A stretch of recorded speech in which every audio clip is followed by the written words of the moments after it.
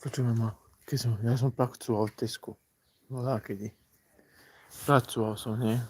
To som mali takú školu, že tam sme mali prax do Teska.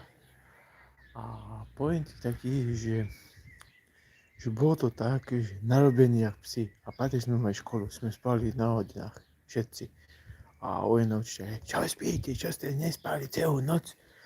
A ja hovorím, da sa chodíte čudo, ako musíte, aj majsterkám, alebo učiteľkám, koľko ste, povedzte ich. Normálne sme boli takí unavení, že kopu to bolo celý týždeň. To sú už išli v Vianoce, celý týždeň robiť a normálne unavení ako hovado. Katastrofa. Dobre, to bolo takto. A druhá vec bola, to bolo tak, že chodil som na vyparovanie nových s dusíkom.